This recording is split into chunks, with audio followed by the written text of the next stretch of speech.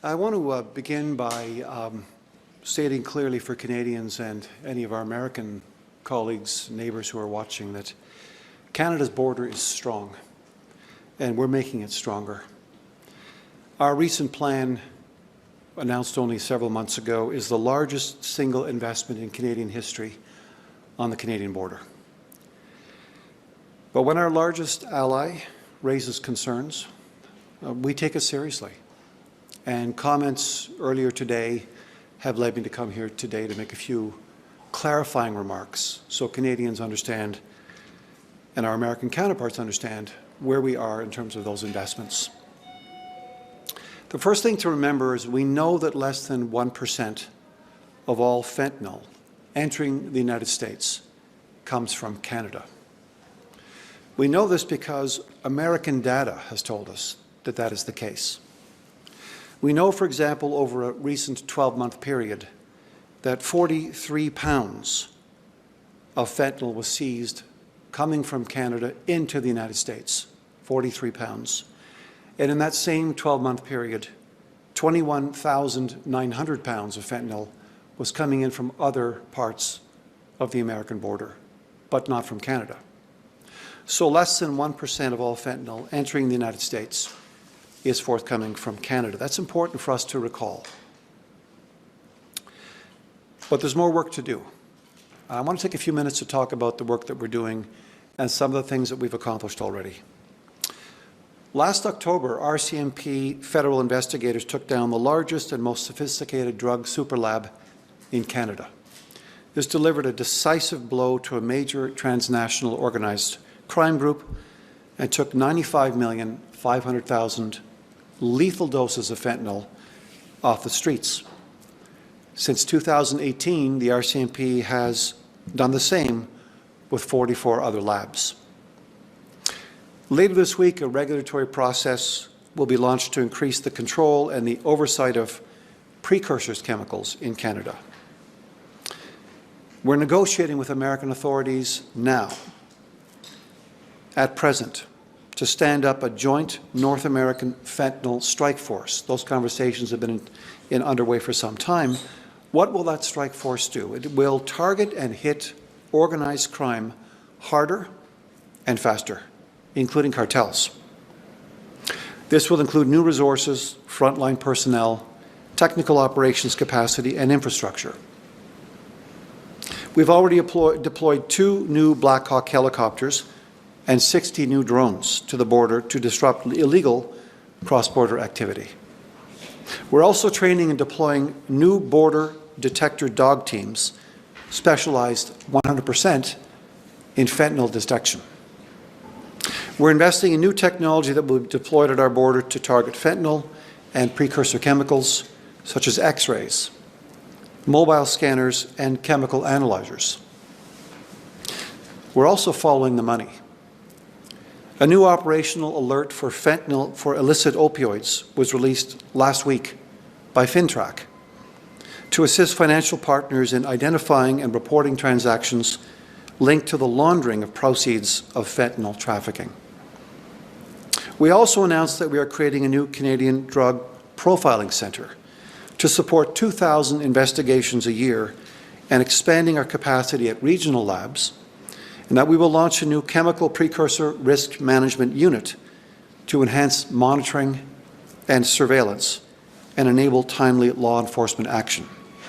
In fact, our senior Canadian officials from Health Canada will be heading to Virginia to be trained by our American counterpart organization in due course to, in fact, be able to better track and trace the origin of these precursors. This question of fentanyl is not unknown to Canadians. It's been a tragedy for many families. We are aware of it. Our government's been dealing with it for years.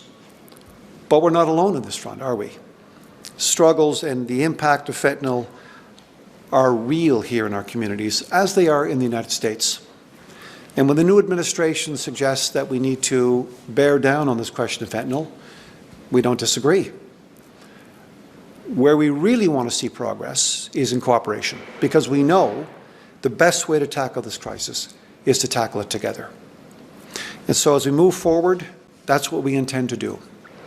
Now, there are many other measures that we've taken thus far on the border. We continue to take those measures.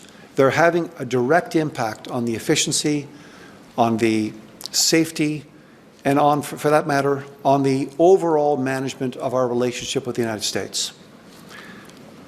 This is the longest undefended border in the world and has been for well over 100 years.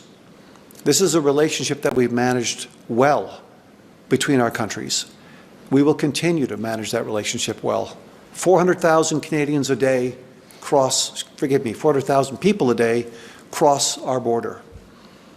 Billions of dollars of trade every day flow between our borders. Our approach to the American administration is a simple one. We have a choice. We can either win and win, or we can lose and lose. We are of the belief that the American administration understands this. We're going to continue to bear down on the border and on other measures to be able to deal with some of these problems. But I want to make it very clear one more time, then I'll open it to questions. Our border is strong, and we're making it even stronger. And it's important for Canadians to understand on this fentanyl question, Canada is responsible for less than 1% of fentanyl entering the United States. Thank you very much. Your government released or has produced some sort of video or commercial of sorts when it comes to what you're doing at the border. What are you hoping this video achieves? What are you hoping to do by releasing that video? Video footage that would be shared with the United States is not an uncommon thing. It's part and parcel of our security and intelligence exchanges on a regular basis. If we are now sharing video footage with the United States, it is likely to show, and that's up to the operational folks at the RCMP and CBSA, it is likely to help show the investments that we're making and that they're working. Tell ye. What indication, if any, have you received or the government has received from the Trump administration as to how satisfied they are with Canada's border plan? I'll have more to say about that, I hope, by the end of the week. My plan is to head to the United States tomorrow morning. I'll be in Washington, D.C., meeting with a series of officials. I'll have much more to, I think, share with you by Friday. What do you make of Mr. Lutnick's comments today that if Canada doesn't shut the border, we're going to get tariffs? What are those how should Canadians view those comments? Should Canadians view those comments that the U.S. is still not satisfied with Canada's actions today? I think we should take Mr. Lutnick's comments seriously. I think we should take them at face value. And I think we should continue reminding our American neighbors how far we've come, and Canadians how far we've come. We had a very strong border. We have an even stronger border today in the last several months. And I'm quite convinced that the evidence that's being presented to the administration will break through. Have you spoken to Tom Homan, and what did he have to say about the plan, and what have other lawmakers? My schedule for Washington, D.C. is being finalized. I'll have more to say about that on Friday. Has the Prime Minister conveyed at all that we can actually avoid the tariffs by Saturday, if there's any change to the border plan? You forgive me, I didn't catch the question.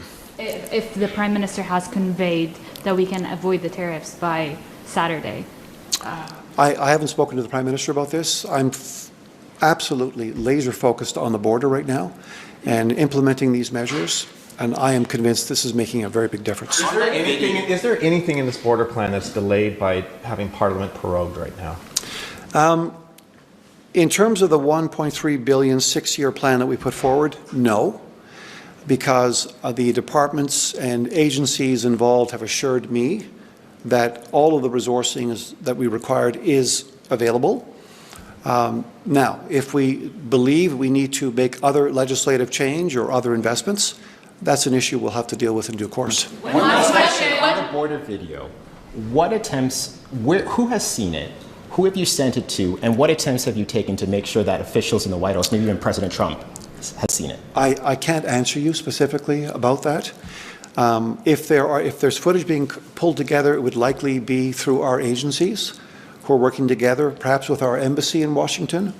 I'll have more to say about that in due course. Sir, if Canada's already responsible for less than 1% of the fentanyl being seized going into the U.S., is this even possible to convince American officials that you're taking action here? If the numbers are this tiny already, Like, is this an impossible task that you're trying to carry out here? No, to it's not. convince them? It's not, because I think my experience over decades of work in and out of the United States is that our American neighbors, legislators, colleagues, business colleagues, tourists, family members understand what's at stake in the Canada-US relationship. And so as a result of that, I am quite confident that in due course we're going to be able to break through, but we need to indicate to our largest ally when they raise concern, we take it seriously. And we're going to continue to make the changes we need to make. We'll continue the campaign, we will continue the dialogue, and I'm always hopeful, I remain hopeful, we're going to be able to solve this. We've been doing it for 150 years together. I don't see why we can't do it now. But Canadians heard today that almost regardless of what happens this weekend, there could be another set of tariffs that come April 1st. What do you have to say to Canadians who may be wondering what the point of all of this is if it seems that the U.S. is not taking this threat of big tariffs off the table?